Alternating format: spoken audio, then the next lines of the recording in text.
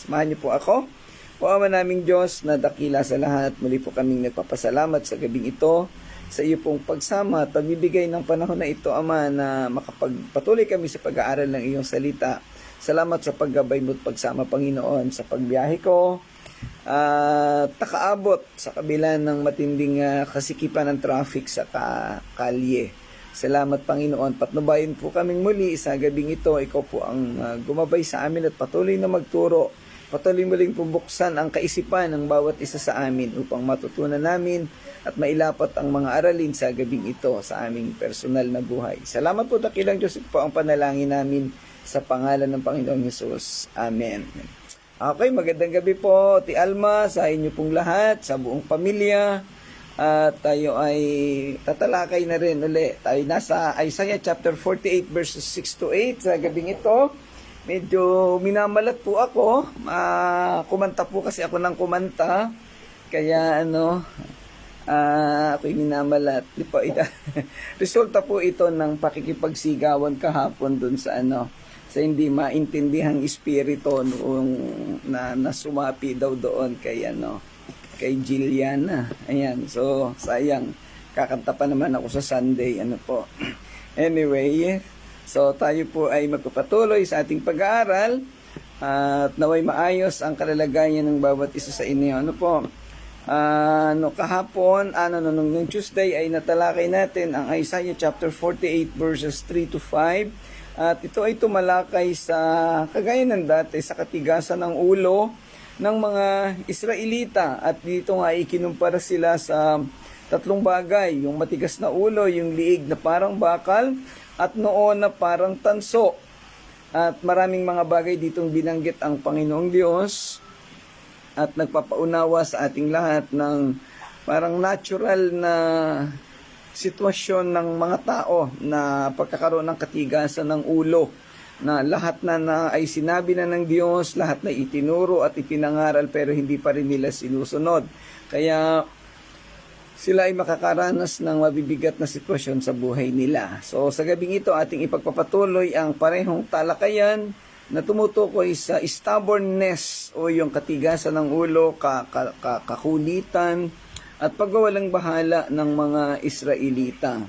Okay, so tayo po ay magpasimula sa talatang 6, Isaiah chapter 48 verse 6. Ang sabi dito, buhat sa magandang balita, Biblia, ang lahat ng pahayag ko ay pawang natupad.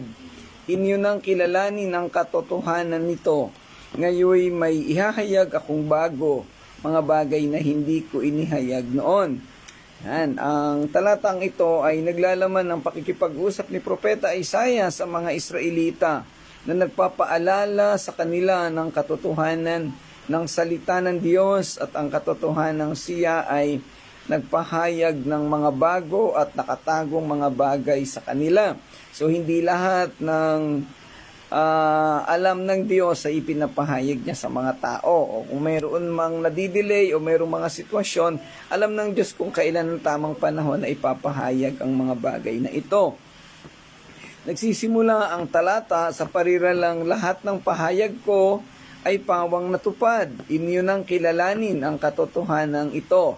Ito'y buhat sa magandang balita, Biblia. At sa King James naman, sinabi na ang narinig mo, tingnan mo ang lahat ng ito at hindi mo pa ipahahayag. Ito'y isang panawagan sa mga Israelita na bigyang pansin ang kanilang narinig at nakita at ipahayag ang mensahe sa iba. Isang hamon sa kanila na kilalanin ang katotohanan ng mga paghahayag ng Diyos at ibahagi ito sa iba. So yung narinig mo, ipahayag mo sa iba at nang magkaroon ng mas malawak na kapakinabangan. Posibleng ang paghamon na ito ay isang foreshadowing o pagpapakita ng mga gawain ng ebanghelismo or evangelism para sa ating kapanahunan. Sa ganitong pananaw, ang mga pahayag na natupad ay tumutukoy sa ginawang pagkakaloob ng Diyos Ama sa Panginoong Hesus upang maging tagatubos ng kasalanan ng mundo. Ito ay natupad, nasaksihan at naunawaan ng lahat ng tao. Nananawagan dito ang propeta Isaiah ng isang propesiya na sa ating kapanahunan ay kilalanin ito at ng mga tao at ipahayag o ibahagi rin sa iba.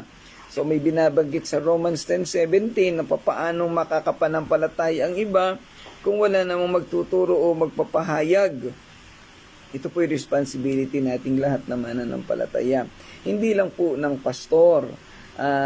Pagkamat, syempre, primary responsibility ng pastor yung magturo, magpahayag ng ebanghelyo. Pero sa lahat ng dako, ito po ay responsibility ng lahat ng mananampalataya. At ito'y tumutugon doon sa dakilang komisyon na iniwanan ng Panginoong Diyos, ng Panginoong Hesus bago siya umalis dito sa lupa, gawing alagad ang lahat ng bansa o lahat ng tao. Sa 2 Timothy chapter 2 verse 2, ang mga narinig mo sa akin sa harap ng maraming saksi ay ipagkatiwala mo rin sa mga taong may katapatan at may kakayahang magturo naman sa iba. Sa pagpapatuloy ng talata na ay binanggit ang ngayon may ihahayag akong bago mga bagay na hindi ko inihayag noon. Sabihin, may mga in-reserve, may mga itinago ang Diyos at hindi natin ito nalalaman agad-agad. Hindi lahat-lahat ay ibinubuhos ng Diyos kasi meron din siyang layunin.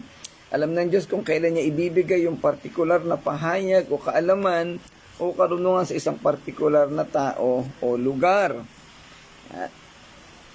Yung binabanggit dun sa 2 Timothy chapter 2 verse 2, ibig sabihin kung anong narinig mo o narinig natin ay ituro din natin sa iba na mapapagkatiwalaan. At yung salitang mapapagkatiwalaan ay tumutukoy sa mga taong pwede ring magturo sa iba pa. Kaya dito sa atin sa Touching Lives, hindi man ganoon kalago ang simbahan natin, lagi ko kayong very enthusiastic ako, lagi ko kayong tinutulak na tayo mag-aral at ituro sa inyo yung mga bagay. Kasi ito yung mandato ng Diyos sa Bible. Kasi mga bagay na ito ay itinuro sa akin, natutunan ko sa medyo mahaba-haba na ring panahon. So, hindi ko ito pwedeng sarilinin. Kailangan kong ibahagi at ituro sa inyo ang mga bagay na yan. Kaya kung mamarapati ninyong lahat, ay maibalik natin yung ating discipleship classes tuwing araw ng linggo. Ayan. So, yung pong hindi pa nakakaboto, ay iniintay ko po ang inyong boto at desisyon. Salamat po.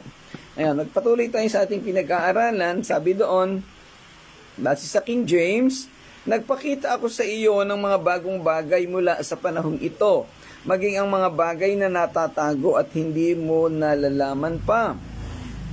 Dito, binibigyang diin ni Propeta Isaias na ipinakita ng Diyos sa mga Israelita ang mga bago at nakatagong mga bagay. Mga bagay na dati nilang hindi alam. Inihayag nito ang banal na katangian ng mga paghahayag ng Diyos at ang lalim ng kaniyang karunungan at kaalaman. Binibigyang diin ng talata ang katotohanang may kapangyarihan ng Diyos na ihayag ang kaalaman at pangunawa na lampas sa pangunawa ng tao at pinili niyang ibahagi ito sa kaniyang mga tao. Ang Diyos ay hindi madamot sa karunungan at nabasa natin ito sa Santiago chapter 1 verse 5. Kung tayo may kakulangan sa kaalaman, humingi lang tayo sa Kanya dahil siya ay nagbibigay at nagkakaloob. Anumang oras tayong manalangin at humingi, ipagkakaloob ito sa atin ng Diyos. Minsan lang talaga ang problema natin ay hindi tayo humihingi ng karunungan o tinatamad tayo na magsaliksik ng karunungan, wala tayo ng buong commitment na matuto at mag-aral. Nawa ay mabago natin ang mga ganyang pananaw. Kasi bilang Kristiyano, hindi tayo dapat naging tamad o palalo sa pag-aaral ng salita ng Diyos. Nagpapakita lamang ng katotohanan na ang lahat ng bagay ay nangyayari ayon sa kalooban ng Panginoong Diyos, sa kanyang tamang kapanahunan at kaparaanan. May mga bagay na hindi pa ipinapaalam ng Diyos o hindi pa pinangyayari dahil hindi pa naaayon sa kaniyang panahon. Ang pagkalahatang tema ng talatang ito ay ang pagkahayag ng katotohanan ng Diyos at ang responsibilidad ng kaniyang mga tao na ipahayag ito sa iba. Binibigyang diin ng talata ang kahalagahan ng pagkilala at pagpapahayag ng bago at nakatagong mga bagay na inihayag ng Diyos. Binibigyang din nito ang banal na katangian ng mga paghahayag na ito at ang pangangailangan ng pagsunod at katapatan bilang tugon sa mga ito. Ang mga pahayag sa talatang ito ay nagsisilbing isang makapangyarihang paalala ng katapatan at soberanya ng Diyos. Gayon din ang responsibilidad ng kanyang mga tao na pakinggan ang kanyang mga paghahayag at ibahagi ang mga ito sa iba. Dalawang bagay lang po ang pinag-uusapan natin dito. Ito ang Diyos na may karunungan, may mga bagay na dala na gusto niyang ibahagi sa mga tao, ipahayag. At ito naman ang mga tao, yung pinili niya, yung mga mananampalataya, sa panahon na yun, yung mga Israelita. Gusto ng Diyos na ipahayag sa mga taong ito ang mga bagay na mahalaga at kailangan nila sa kanilang buhay. Hinihikayat ni Propeta Isaiah na itong mga taong paghahayagan ay magbukas ng isip, ng puso upang pakinggan ang pahayag ng Diyos. Pero sa katotohanan, marami pong tumatanggi sa pagpahayag. Tumatanggi na tanggapin ang karunungan. Nananatili na kulang ang kaalaman, kaya tumatanda, nagiging matagal ng mananampalataya, pero kulang sa kaalaman. Kaya hindi natututo, hindi lumalago, hindi nakikilala ng eksakto kung anong kapangyarihan ng Diyos. Dito sa Touching Lives, hanggat maaari ayokong mangyari yung ganon. Ayaw natin na mayroong tamad na matuto, gusto natin ay magsipag lahat. Sana dumating ang panahon ang bawat isa ay magkaroon ng commitment, ng focus, ng katiyagaan sa pag-aaral at para tayo ay lalong matuto at lalong lumago ang pagkakilala sa Panginoong Hesus. Ayan.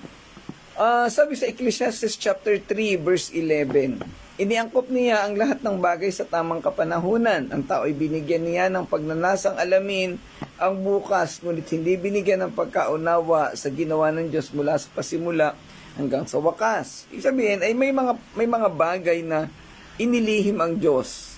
Hindi natin alam eksakto anong dahilan ng Diyos. Pero posibleng hindi pa panahon, hindi kaparaanan ng Diyos na malaman ng tao.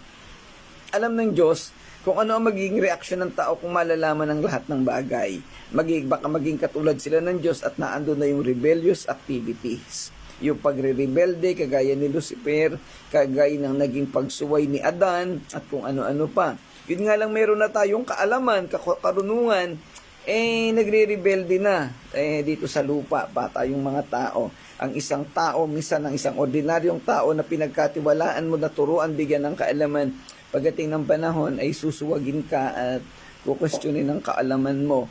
Hindi na susunod sa iyo. Ito po ay isa sa mga natural na ugali ng tao. Posibleng resulta ng pagkalubog sa kasalanan. Yan. Sa Deuteronomy chapter 29 verse 29, may mga bagay na sadyang inilihim ng Diyos nating si Yahweh. Ngunit ipinahayag ang kautusang ito upang sundin natin at ng ating mga anak magpakailanman. Ibig sabihin, yun, alam ng Diyos kung alin ang ipapahayag at kahit na sa panahon ni Moises, sabi, mayroong mga ipinahayag si Yahweh, mayroong hindi. Kaya nga progressively, unti-unting ipinapaalam sa atin ng Diyos. Hindi lahat ng nangyari o ng mangyayari ay alam nating lahat. Tanging Diyos na ang nakakaalam ng lahat ng bagay. Sa konklusyon, ang talatang ito ay nagbibigay din sa isang makapangyarihang paalala ng paghahayag ng katotohanan ng Diyos at ang responsibilidad ng kaniyang mga tao na kilalanin at ipahayag ito. Binibigyan din ng talata ang banal na kalikasan ng karunungan at kaalaman ng Diyos. Gayon din ang pangangailangan para sa pagsunod at katapatan bilang tugon sa kanyang mga paghahayag. Ito'y nagsisilbing tawag sa pagkilos para sa mga mananampalataya na ipahayag ang bago at nakatagong mga bagay na inihayag ng Diyos at upang gampanan ang kanilang tungkulin bilang tagapagdala ng kanyang katotohanan sa mundo. Ang isang dahilan, mga kapatid, bakit tayo pinili ng Diyos? Bakit tayo nananatili dito sa mundo? Bakit tayo naging mananampalataya? Ay maging tagapagdala ng mensahe ng Diyos sa buong mundo. Magandang gabi, Juana. Salamat at napasama ka, nag-join ka sa pag-aaral sa gabing ito. Bagamat may mga apostol, may mga pastor, may mga leader na pinilit din talaga ang Diyos para sa pagbabahagi ng mga salita niya. Pero hindi ito kakayanin ng lahat ng manggagawa. Kailangan ng mga tao na makakatulong. At yun din ang isang dahilan kung bakit nabubuo ang simbahan. Tulong-tulong. So ilang beses ko na nabanggit na bilang isang pamilya, tayo magkakatulong-tulong sa paggawa, sa pagtupad ng mandato ng Diyos. Sa talatang 7, ito naman ang sinasabi, ngayon ko pa lamang ito gagawin, wala pang pangyayaring katulad nito noon, para hindi ninyo masabing ito'y alam na ninyo. Muli, binibigyang diin ng talatang ito ang soberanya at otoridad ng Diyos na magsagawa o magpatupad ng anumang bagay na ayon sa kanyang kagustuhan at kalooban. Siya ang nakakaalam at kumokontrol ng lahat ng mga bagay at mga pangyayari sa mundo, sa kalawakan o sa kalangitan noon, ngayon, bukas at sa walang hanggan. Kontrolado lahat ng Diyos. Kung ano man ang gawin ng Diyos o kaniyang pamamaraan, walang nakakaalam o maaaring kumontrol o pumigil sa Kanya. Wala ring sino man o anuman na maaaring maka-impluwensya sa Kanya. Gaano ka man kagaling, gaano ka man katalino, kagaling o katalented, hindi mo kayang kontrolin ang desisyon ng Diyos. Diyos lang ang nakakaalam. Kasi kung kaya mong kontrolin ang Diyos, edi ikaw na yung sovereignty. Ikaw na yung mayroong sovereign. Pero hindi, Diyos lang ang mayroon noon. Ang talata ay nagsisimula sa pariralang, sila ay nilikha ngayon at hindi mula sa simula. Sabihin, ngayon lang. O ngayon ko pa lang ito gagawin. Pinapahiwatig nito na ang mga pangyayari at mga kaganapan ay nangyayari at na nangyayari ay hindi basta-basta o hindi sinasadya, ngunit bahagi ng pinakamakapangyarihang plano ng Diyos. Nakadisenyo na lahat na plano ng Diyos simula pa noon. Pero ngayon niya pinapatupad. O sa panahon ng Israel, noon niya pinatupad. Ngayon sa panahon natin, pwede tayo magbantay, mag-isip, may mga bagay na ngayon lang din natin halos nakikita na nalalaman. Di ba, may pandemic. Wala namang pandemic nung panahon na yon.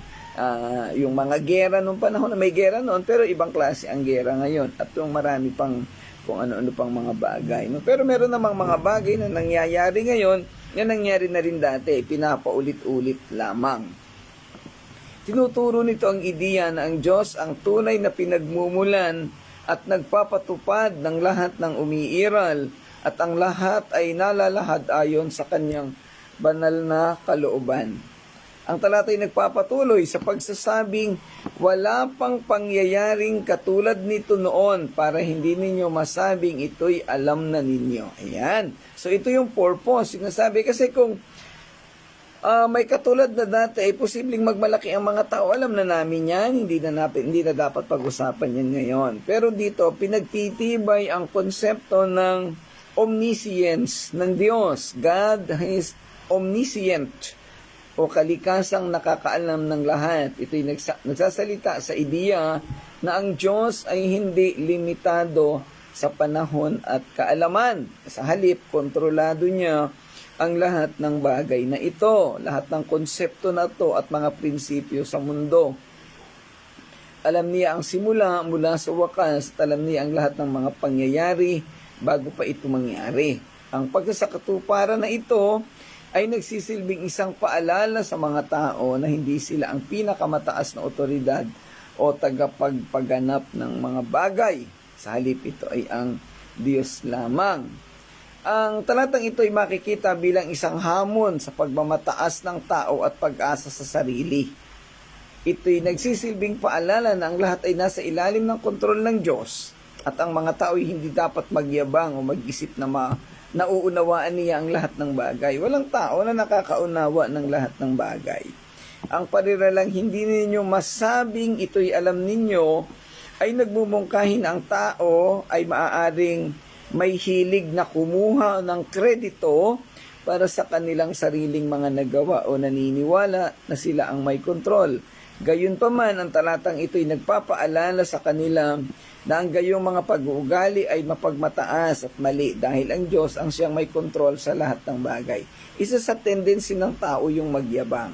Merong isang nagawang bagay, i-accredit niya sa sarili niya. Glory to me ang tawag namin doon. So, ang karangalan ay para sa akin at hisalip, hindi ibinibigay sa Diyos. Pero maling-mali po yon. Minsan may mga taong tinuruan mo, ginabayan mo, pero bandang huli ikaw ang ibabagsak, tapos ay aangkinin na yung karangalan. Ako, napakarami ko pong karanasan sa mga bagay na iyan. Simula pa noong ako yata'y nagtrabaho sa iba't ibang kumpanya, maraming biyaya ng Panginoon, maraming na-contribute, nagawa, pero bandang huli na baliwala at ibinagsak pa rin tayo. Simula dyan sa STI, meron pa kaming eskwela na tinayo sa Binyan. So napakarami po, even sa abroad, ganun po lagi ang parang palagi ng karanasan na natatanggap ko. Laging yun ang punong-puno ng sa karanasan ko, yung gagawa ko ng maraming bagay para sa pag-ayos ng kumpanya, tapos bandang huli ay papaalisin ako ng kumpanya, tapos sila na yung yung credit sa kanila na di okay lang naman, bahala na sila doon. Even yung pinakahuling trabaho ko sa abroad, sa Papua New Guinea, ganun din ang nangyari.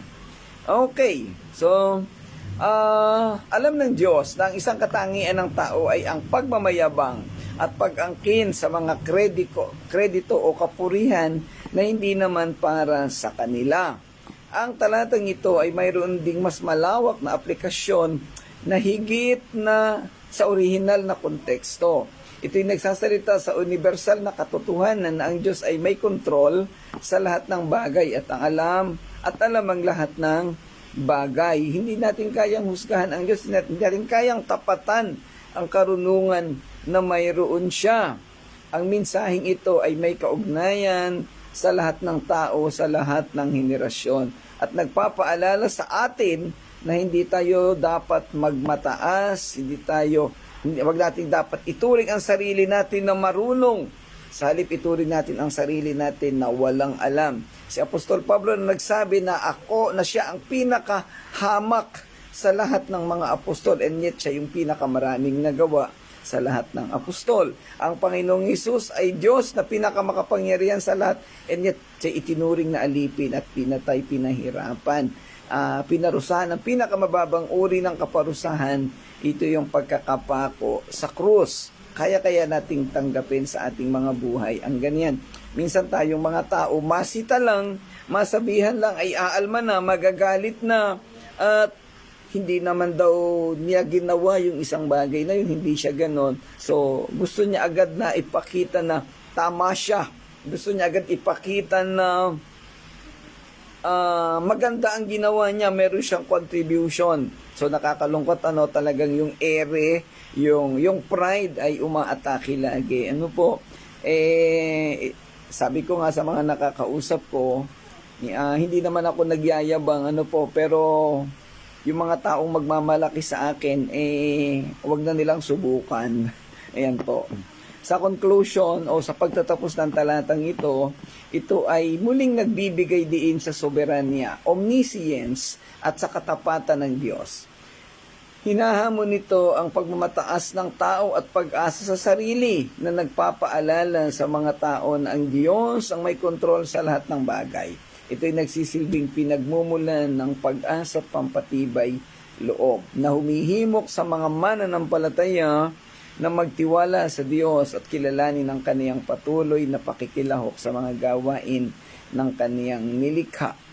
Ito'y isang walang hanggang mensahe na patuloy na may kaugnayan at may epekto sa lahat ng tao, sa lahat ng panahon, universally. Mga kapatid, kung kayo ay mayroong yabang pa sa sarili mo, may pride ka pa dahil ikaw ang marunong, ikaw ay magaling, itapon mo na, pakiusap lang, kasi walang mangyayari. Sa totoo lang po, hindi ko inaano, pero maraming simbahan na may ilang simbahan, hindi naman marami, kasi may ilan lang na pinalayas ako, pinaalis ako sa church nila, ginawan kami ng mapapangit na balita, pero ang mga sumunod na sitwasyon doon ay pagbagsak nila. Hindi ko na po babanggitin ang mga pangalan ng simbahan na yan. Okay, punta tayo sa verse 8. Sabi sa verse 8, alam kong hindi kayo mapagkakatiwalaan sapagkat lagi na lamang kayong naghihimagsik. Kaya tungkol dito ay wala kayong alam. Kahit pirasong balita ay walang natatanggap. Ayan po. So, ang talata namang ito ay tumutukoy o nagbibigay diin sa soberanya pa rin ng Diyos o omniscience At ipinapakita dito yung kahinaan ng isang tao, yung vulnerability, madaling bumagsak sa tukso, madaling matalo sa mga panlilinlang sa kaniya. At ito'y kahinaan ng tao na magdadala at nagpapanatili ng mahalagang bagay sa buhay. Alam natin yung isang tao na hindi siya consistent sa isang bagay. Itong ngayon kausap mo, hawak-hawak niya ang katotohanan na to, pero pag iniwanan mo at nakarinig ng ibang bagay, ay tatalikuran na yung itinuro mo o katwiran mo, tapos pupulutin yung iba. So yung mga ganoon, marami pong inyong tinatawag na vulnerability, madaling magbago ang kaisipan, masyadong babasagin ang very fragile, no? Babasagin ang kaisipan, walang matibay na commitment or paninindigan sa kanyang mga natututunan. So nakakalungkot po yung mga bagay na ganoon. I think may binabanggit sa Santiago na parang aso, no? Kumbaga, madaling mawala yung karunungan, madaling maglaho at walang eksaktong direksyon kung saan pupunta, dito, doon, diyan. Yung mga ganong tao ay walang patutunguhang maganda. Kaya bilang paalala po sa ating lahat dito, ay humingi tayo sa Panginoon ng karunungan at magkaroon ng firm stand, firm na desisyon, matibay na paninindigan at desisyon sa ating buhay. Saan ba talaga tayo pupunta? Ano ang ating lugar na gustong gawin? Ano yung layunin natin sa buhay natin? Sa talatang ito ay pinapahayag ni Propeta Isaiah ang pagkabigo ng Diyos sa kaniyang bayan, na patuloy na hindi nakikinig sa kanyang mga babala at sumusunod sa kanyang mga utos. Ang talata ay nagsisimula sa pag-uulit ng salitang oo sa King James Version, na nagbibigay diin sa kakulangan ng atensyon at pag-unawa sa bahagi ng mga tao. Sinabihan na ng Diyos pero ayaw unawain, sinabihan na ng tagapanguna pero parang bingi na tinatalikuran siya. Para bang sinasabi ng Diyos, sinisikap kong makausap ka, ngunit hindi mo ako pinapansin. Parang nakikiusap na ang Diyos na pakinggan mo ako. Pakinggan mo yung sinasabi ko sa iyo, pero ayaw pakinggan, nagmamatigas ang tao dahil sa pride. So, hindi pa maraming dahilan na hindi maunawaan. Parang sinasabi ng Diyos, sinisikap kong ipaliwanag at ipaunawa sa iyo ang gusto kong mangyari, na alam kong makabubuti sa iyo, subalit hindi mo ako iniintindi, tinatalikuran mo ako at iniiwanan, na parang hindi mo ako nakilala o parang wala ako dito. So, napakasakit noon sa Diyos, ano? Nasasaktan ang Panginoon sa patuloy na pagtalikod ng tao sa Kanya at patuloy na pagbibingi-bingihan sa Kanyang mga paalala at utos. Ayan. Ang talatang ito ay nagpapakita ng walang hanggang pagmamahal at pagmamalasakit ng Diyos sa tao, habang patuloy naman na tumatalikod at lumalayo ang tao sa Kanya. Kahit natalikuran ng tao ang Diyos, patuloy pa rin siyang nagpupumilit. Kasi alam ng Diyos na mapapahamak ang mga tao sa kanilang mga desisyon.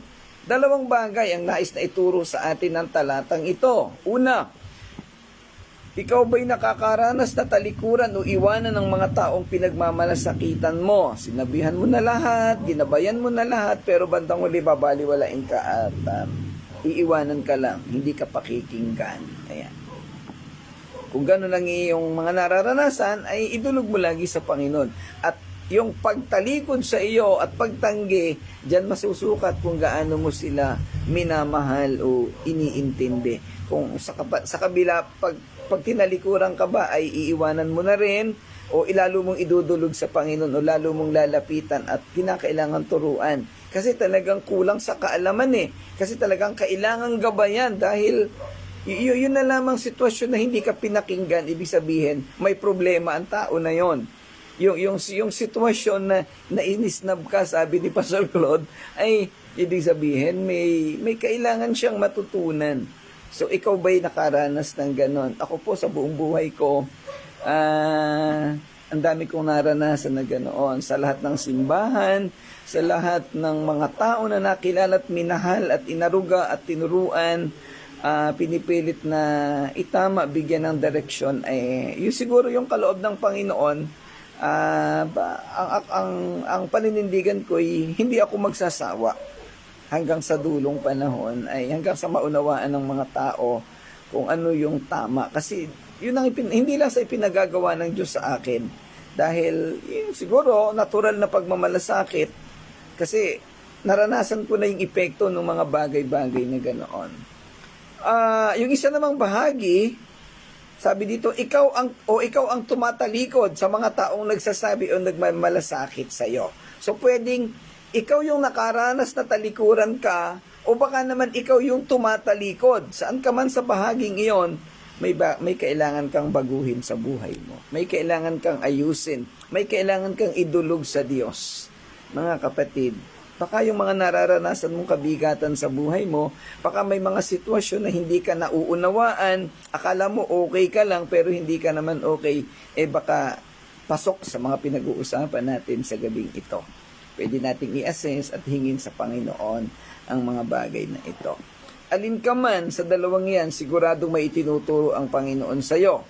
Malimit ang mga bagay na itinuturo ng Diyos sa atin ay pinadadaan sa ibang tao. Kasi hindi naman na direktang mangungusap sa iyo ang Diyos ngayon.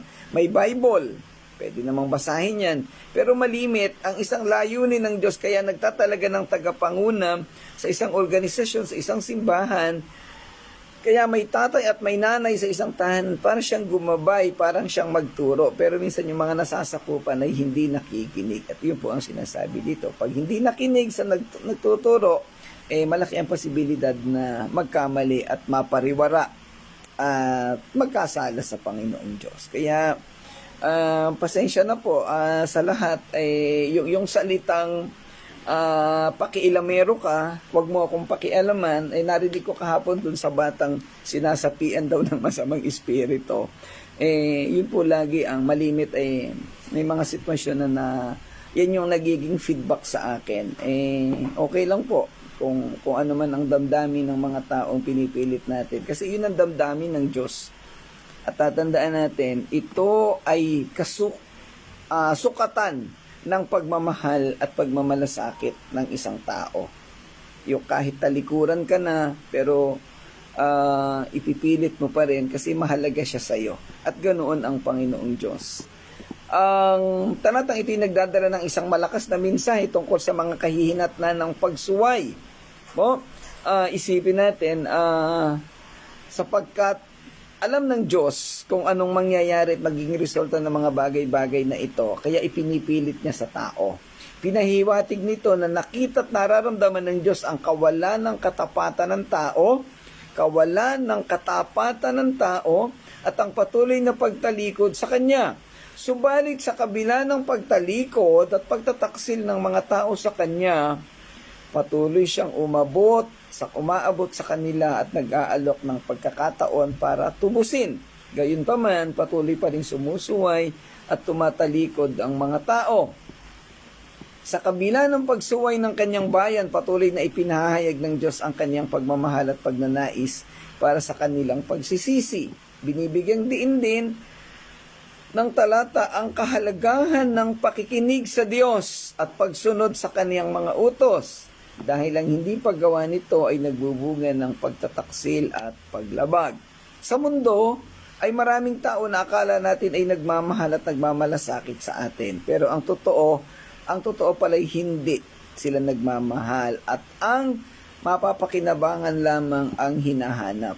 Kung ano lang yung benepisyo, yun lang ang hinahanap. Tandaan natin mga kapatid, ang tunay na pag-ibig, ang tunay na pagmamahal ay hindi tumitingin o hindi nag-iintindi sa mga sakit na ipinaparamdam ng minamahal.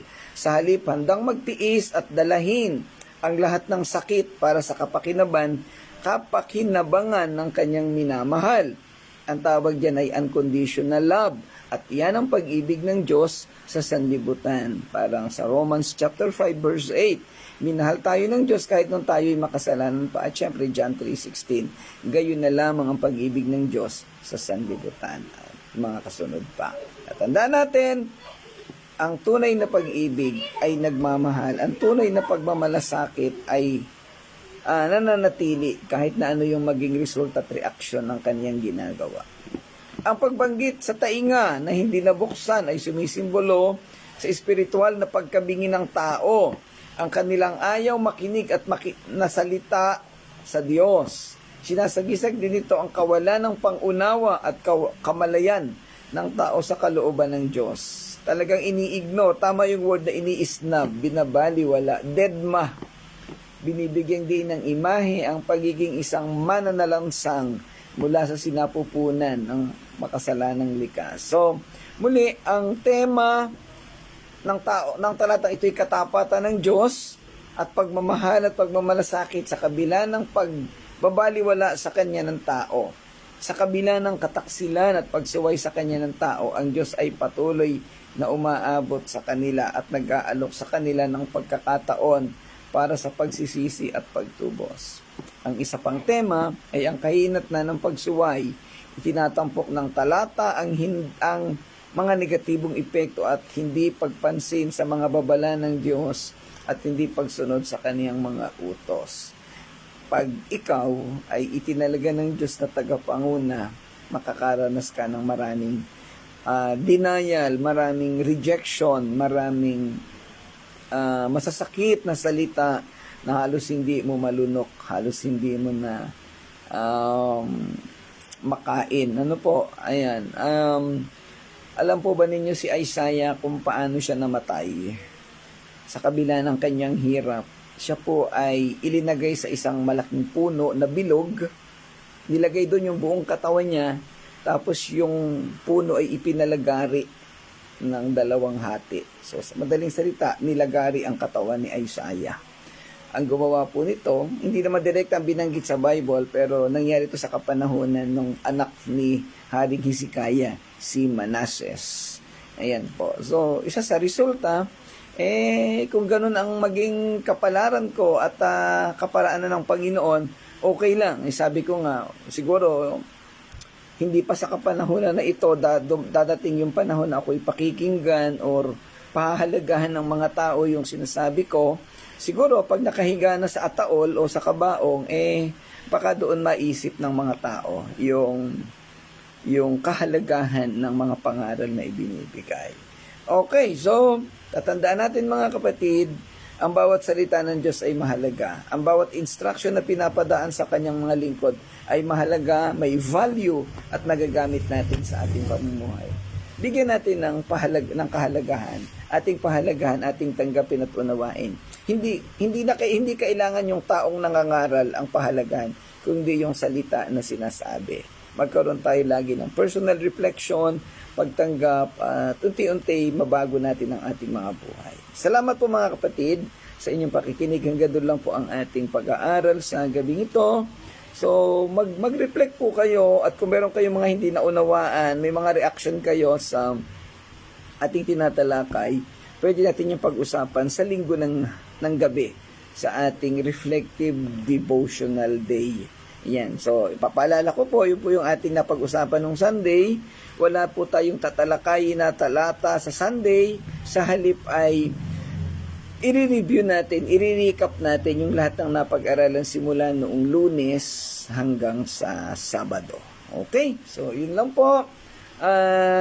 Salamat sa inyong pakikinig. Samahan po ninyo ako sa pagwawakas na panalangin. Pray po tayo. Ama naming Diyos na dakila sa lahat, muli po kaming nagpapasalamat sa gabing ito sa katatapos na pag-aaral ng iyong mga salita. Salamat sa kalakasan ng katawan, sa karunungan na pinagkaloob mo sa akin, Panginoon, upang matalakay ang mga bagay na ito. At salamat sa mga kapatid, Panginoon, na nakinig sa gawain, nakinig sa mga talakayan, nawa ay patuloy silang matuto, patuloy na magkaroon ng bukas na puso't isipan, patuloy na magkaroon ng pagpapasakop at pakikinig upang lalong lumago ang pananampalataya at pagkakilala sa iyo. Salamat po, dakilang Diyos, sa lahat ng ito, sa pangalan ng Panginoong Hesus. Amen. Amen.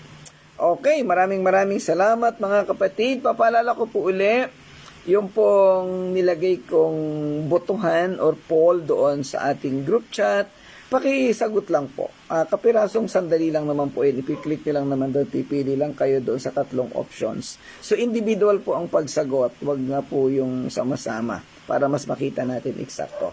Ngayon, kung kayo po ay magsagot ng ayaw, siguro po karapatan ko bilang pastor na hingin ang dahilan. para malaman ko rin. Kasi baka somehow, kagaya na tinatalakay natin kanina, baka may kailangan akong i-address, baka may kailangan akong malaman at mapag-usapan. Kasi po iyan ay napakahalagang mga bagay na yan. So maraming salamat po ulit mga kapatid. Hintayin ko po ang inyong sagot sa ating eleksyon. Okay. Salamat po. Pagpalain po kayo ng Panginoon. To God be the glory.